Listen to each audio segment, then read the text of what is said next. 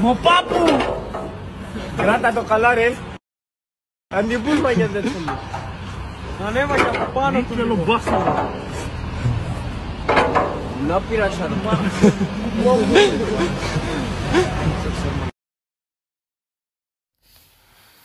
Χαίρετε φίλοι και φίλες. Είδα χθες το αποτρόπαιο βίντεο όπου ένας κατά δήλωσή του τσιγκάνος Έλληνας βανδάλισε, έφτισε και χτύπησε το άγαλμα του Κατσαντώνη στη Θεσσαλονίκη. Παλαιότερα σε αυτό το κανάλι έχουμε κάνει αφιέρωμα στον Κατσαντώνη στο άγαλμά του στα Γιάννενα. Είδα αυτό λοιπόν το βίντεο και εκτός ότι λυπήθηκα, αισθάνθηκα πάρα πολύ άσχημα, διότι ένα άτομο το οποίο βρίσκεται στην ηλικία μου ή μπορεί να είναι μικρότερος, μεγαλύτερος, πάντως στην ίδια φάση με μένα, έκανε κάτι τόσο ανεπέσχυτο και κάτι τόσο λάθος.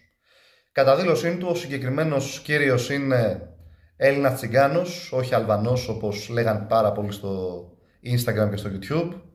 Αν και στο προφίλ του, το οποίο έχω εδώ πέρα μέσα στο βίντεο, έχει αναρτήσει και αλβανικές σημαίες, οπότε είναι λίγο αμφιλεγόμενο το τι ακριβώς είναι. Τέλος πάντων, το θέμα δεν είναι αυτό. Το θέμα το βίντεο ήταν πάρα πολύ άσχημο και προσωπικά πιστεύω ότι αυτός πρέπει να τιμωρηθεί παραδειγματικά.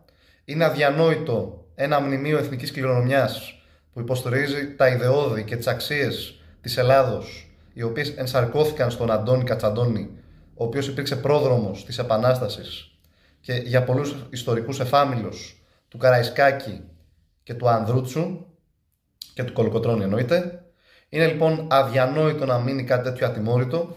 Θεωρώ προσωπικά πως ο συγκεκριμένος, αν και δήλωσε ότι θα μεταμελήσει, λέει πραγματικά βλακίες, πρέπει να συλληφθεί και να δώσει εξηγήσεις. Δεν μπορούμε σε μια χώρα η οποία θέλει να υποστηρίζει τις αξίες και τα ιδεώδη του πολιτισμού της να επιτρέπουμε να γίνονται τέτοια πράγματα που βεβηλώνουν ακριβώς αυτές τις αξίες και τον πολιτισμό.